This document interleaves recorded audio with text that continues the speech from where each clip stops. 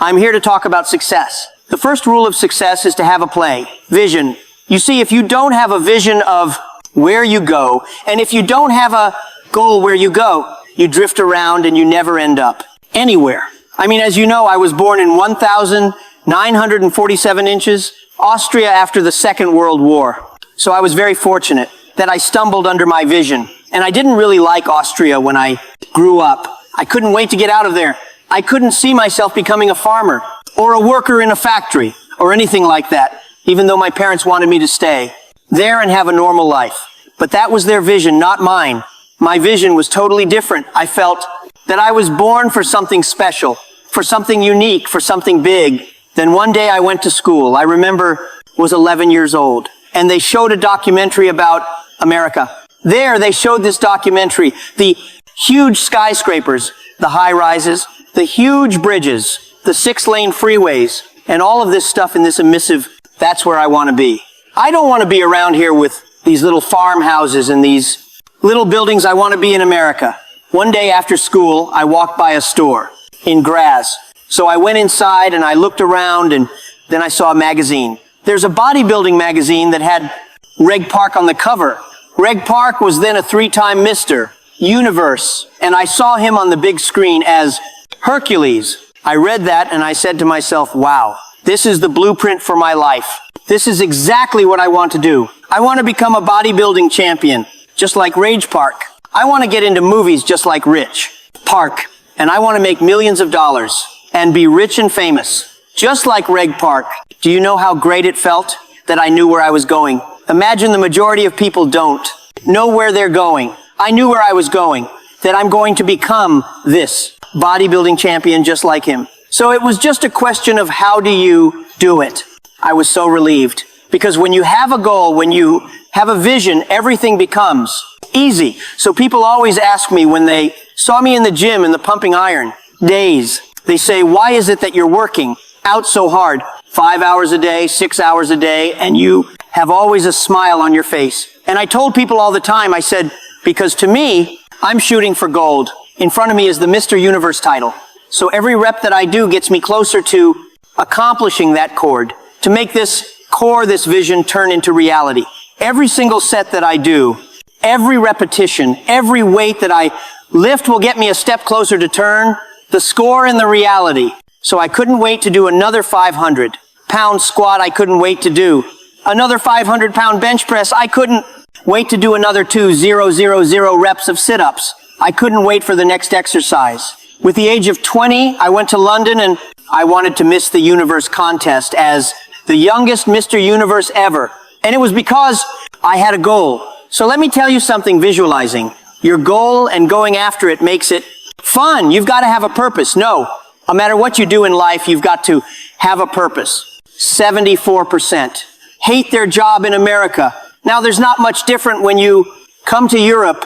The majority of people don't like what they're doing because they're really not doing it, because they didn't have a goal and they followed the score. They just aimlessly drift around, and then all of a sudden, if there's a job opening, so they get their job because you have to work. But then when you work, it's a chore.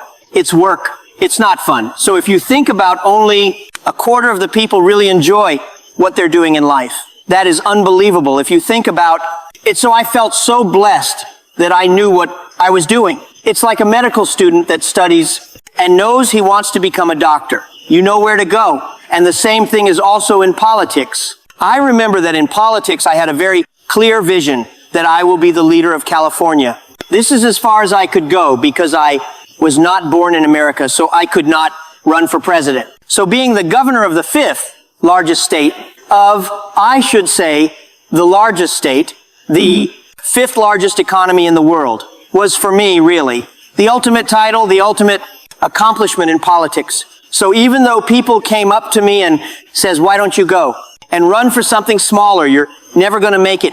I ran for governor, and then 2 months later, I became governor of the state of California. Again, because I had a very clear vision what I'm going to do with California. So that's rule number 1. Have a vision. Rule number 2 is don't listen to the naysayers. Don't listen to the naysayers. Everything I ever did, the thing that they heard out of people's mouth was, that's impossible.